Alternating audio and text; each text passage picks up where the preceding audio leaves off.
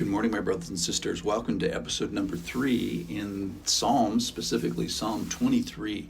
Today's going to be about how not to make yourself a sheep emergency. So read with me. It's only 6 verses long, one of the most beautiful Psalms that there is. The Lord is my shepherd, I shall not want. He makes me lie down in green pastures. He leads me beside still waters. He restores my soul. He leads me in paths of righteousness for his name's sake. Verse 4, even though I walk through the valley of the shadow of death, I will fear no evil, for you are with me. Your rod and your staff, they comfort me.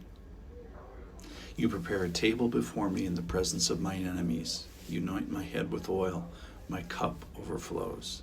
Surely goodness and mercy shall follow me all the days of my life, and I shall dwell in the house of the Lord forever. So there's some really big images here. We've got Lord as shepherd. He's also the host of the meal, which we'll get to, but I want to emphasize him being shepherd and us being sheep and the trouble we can get into being sheep. So the big picture is God as shepherd. He sees the landscape. He's the big God. He's the protector. He's the guider. He's the provider for his charges, the sheep. So he's sheep over Israel, the whole nation, but he's also sheep. He's also shepherd of individual sheep, individual lambs, and we're going to see today that he's going to give some particular attention to certain of their lives. Now he's the I am with them. I will fear no evil, for you are with me. So the sheep has to know that he's attached to a shepherd to be fearless. Remember, the Lord is carrying this big stick, a rod and a staff. So me as a sheep, it's a little bit insulting in the sense that I need direction, I need provision, I need protection. I'm afraid of things that I should be afraid of. I'm afraid of things that I'm not afraid of. So the concept of a shepherd means that there are sheep. So shepherd means that he's got resources and relationship to bring to bear for his sheep. And he exerts force upon those who are his sheep. He also exerts force on those who are not his sheep. The rod and the staff is a little bit for both. And there's this table of enemies that in a sense is invited to Psalm 23, which is the amazing thing. So the Lord knows that enemies are near. Let me say it again, write this down. He knows that enemies are near. And somehow he's sovereign in using you to exert influence on your enemies. And similarly, he's sovereignly using his enemies to exert influence on you. Now, one of the things about being a sheep is you're supposed to be in a flock. It's a flock. There's a nation of God. Nowadays, there's a people of God. So the good shepherd tends to sheep, and that's a sheep, a particular sheep. That's 100% true. But how? What do we think of an alone sheep? I want to spend some time on that today. Well, in the New Testament, there was an alone sheep. And it was a cause for worry and concern, and is basically a shepherding emergency. In Matthew 18:12, if a man has 100 sheep and one of them has gone astray, does he not leave the 99 together on the mountains and go in search of the one that went astray? And if he finds it, truly, truly, I say to you, he rejoices over it more than over the 99 that never went astray.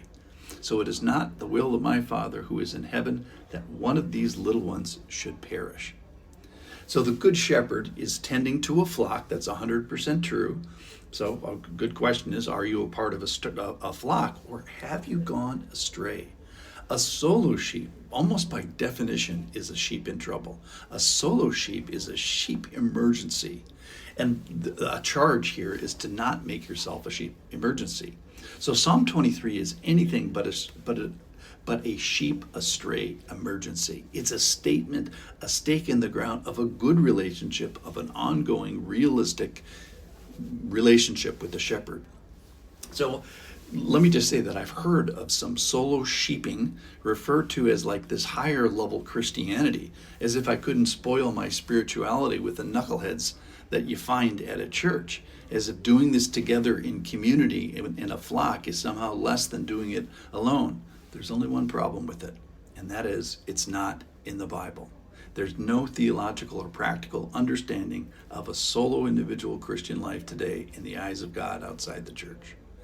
God saves no one that he doesn't also put into the arms of a church body.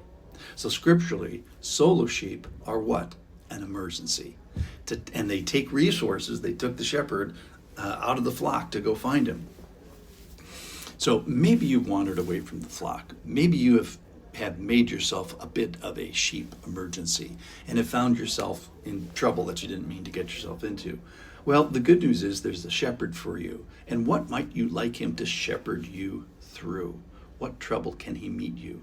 In what trouble will you ask him to help and shepherd you out of it? So what problem might you need shepherding now? And are you solo? Have you strayed? Have you not listened to the voice of the shepherd? Now don't be prideful, those who are regularly of the flock. Assess your flock status. Assess your with me status. Have you found yourself, ladies and gentlemen, in green pastures, in quiet waters, on paths of righteousness, comforted by the rod of God, exposed to the enemies of God, but being pursued by goodness and mercy of the Lord, and you find yourself dwelling in the house of the Lord? If so, you're not in a sheep emergency. You're in the flock of God, shepherded by the best shepherd this world has ever seen. So welcome to the flock of God. But if you're astray, please come back. Thanks for listening.